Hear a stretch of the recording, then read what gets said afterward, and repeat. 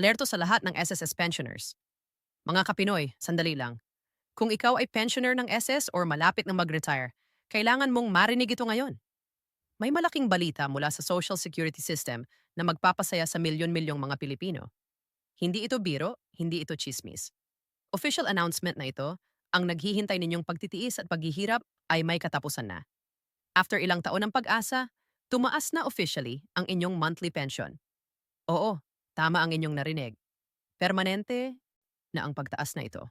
Alam ko, marami sa inyo ay kumakapas sa dilim. Hindi alam kung magkano na ba talaga ang magiging pensyon ninyo.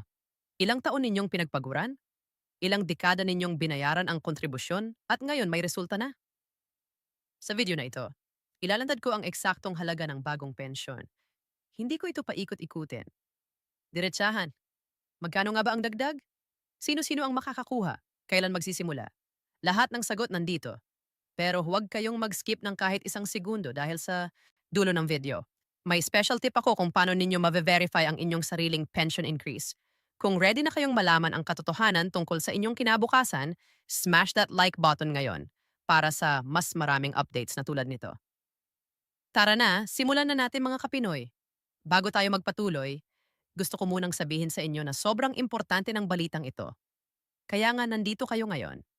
Kaya nga kayo nanonood dahil alam ninyong may malaking pagbabago na naganap sa SSS pension system at hindi bibiguin dahil lahat ng detalye, lahat ng numero, lahat ng kailangan ninyong malaman ay ibibigay ko sa inyo dito sa video na ito ng malinaw at walang tanikala. Alam ninyo, maraming taon na tayong naghihintay ng ganitong balita. Ilang dekada na nating binabayaran ang ating kontribusyon sa SSS, na pagdating ng panahon na tayo ay magretiro na. May maayos na pensyon tayong matatanggap na sapat para sa ating pang-araw-araw na gastusin.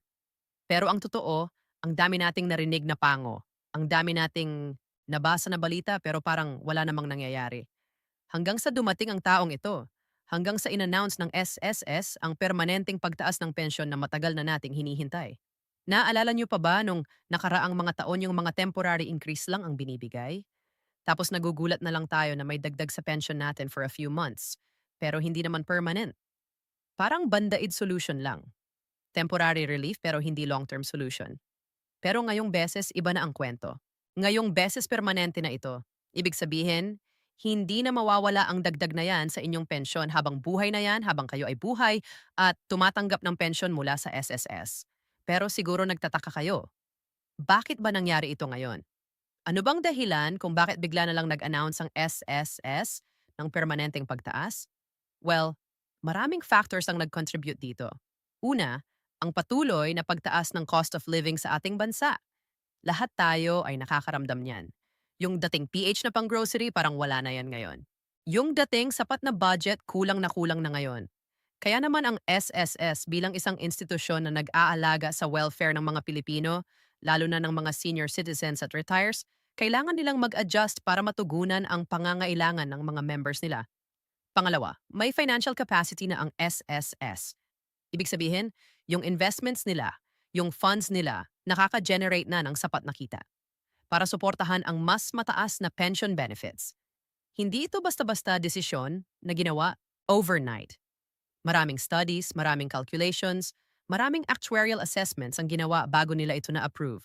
Kaya nga permanente ito dahil sigurado sila na sustainable ang program na ito in the long run.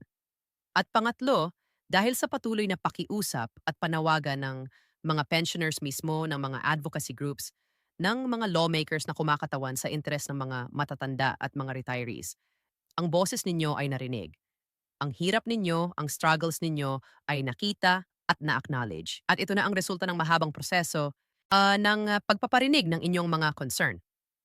Ngayon alam kong ang tanong na tumatakbo sa isipan ninyo ay ito. Magkano nga ba talaga ang dagdag? Magkano ang bagong halaga ng pensyon? Ito ang pinakamahalaga. Ito ang dahilan kung bakit tayo nandito ngayon. Kaya naman, dito na tayo sa mismong meat ng usapan. Ayon sa official announcement ng SSS, ang bagong pension increase ay umaabot sa PH 000 kada buwan para sa qualified pensioners. Oo, narinig ninyo ng tama. PH 000 ang dagdag sa inyong monthly pension. Pero hindi lang yan ang buong kwento. May iba't ibang kategorya kasi ng pensioners. At depende sa inyong specific situation, maaaring mas mataas pa ang increase na makukuha ninyo. Halimbawa, kung kayo ay regular retire na umabot sa 60 taong gulang at may sapat na contributions, ang minimum pension na makukuha ninyo ngayon ay umabot na sa 5,000 piso kada buwan.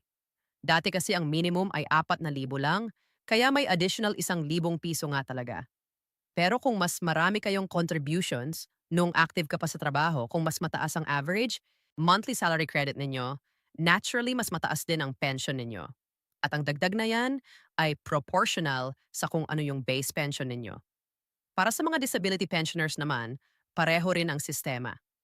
Kung kayo ay nag-qualify for disability pension dahil sa permanent total disability, meron din kayong makukuhang increase na proportional sa inyong base pension. Hindi kayo nakalimutan sa program na ito.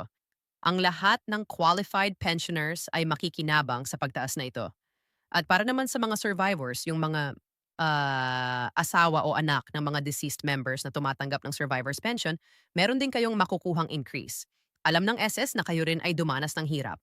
Kayo rin ay kailangan ng tulong financially, lalo na kung ang primary breadwinner ng pamilya ay wala na. Kaya kasama rin kayo sa mga beneficiaries ng pension increase na ito. Ngayon, alam kong may mga tao na nanonood ngayon na sasabihin, paano ako? Ako ba ay qualified? Makakakuha ba ako nito? Well, let me break it down for you para malinaw. Ang qualified sa pension increase na ito ay lahat ng current pensioners as of the implementation date.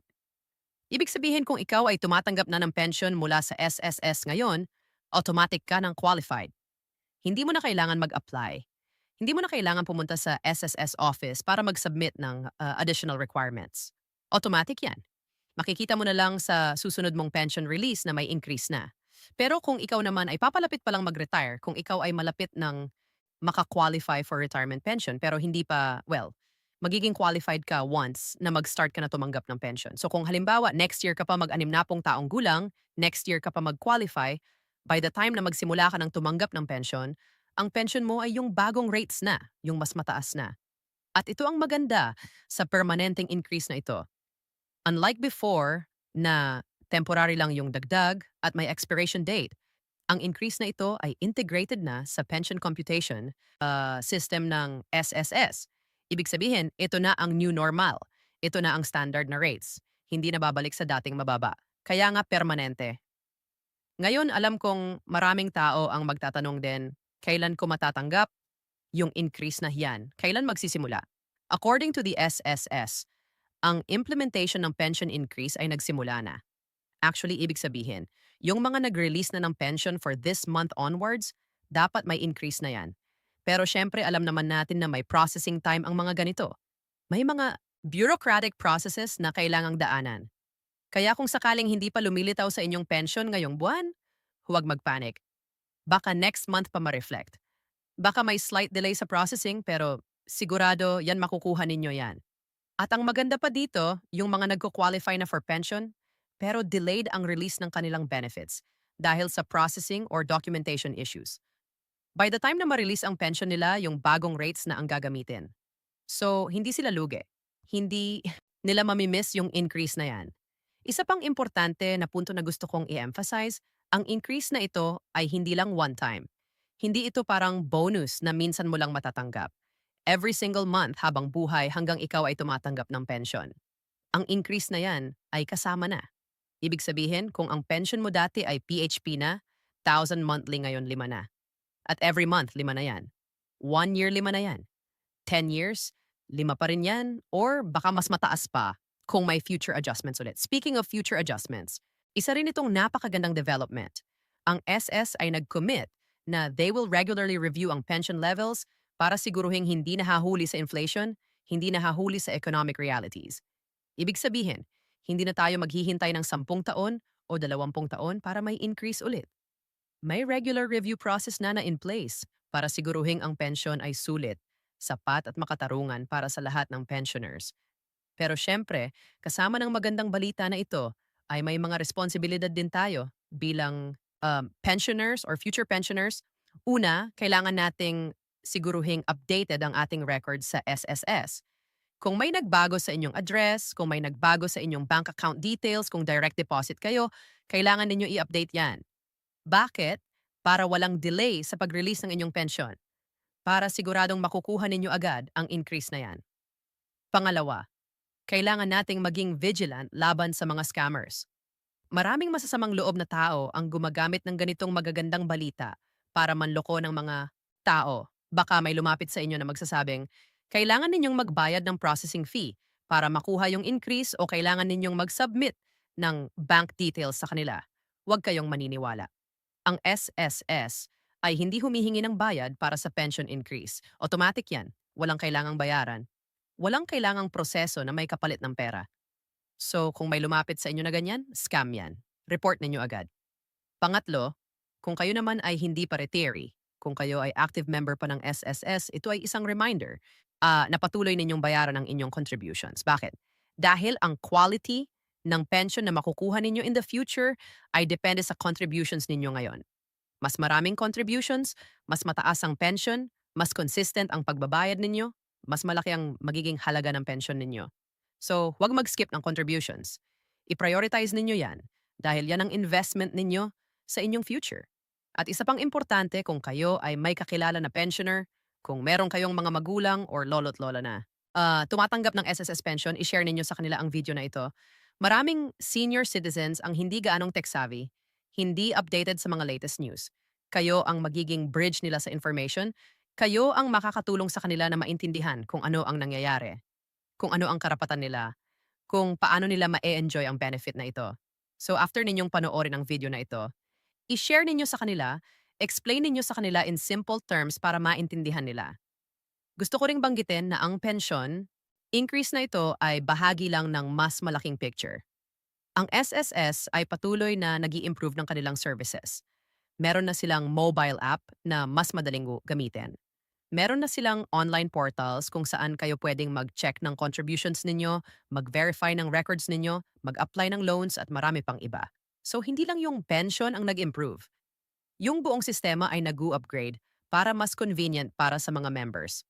At sa mga younger generation na nanonood nito sa mga millennials at Gen Z na feeling ninyo ay ang SSS ay para lang sa matatanda. Well, think again. Ang SSS ay lifetime investment program. Ang contributions na binabayad ninyo ngayon, kahit maliit pa lang yan, ang magiging pension ninyo 40 or 50 years from now.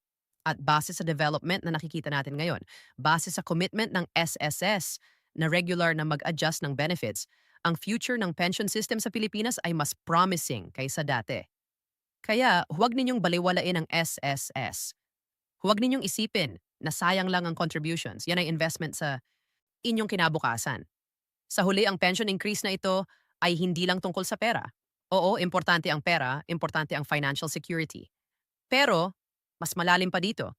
Ito ay tungkol sa dignity.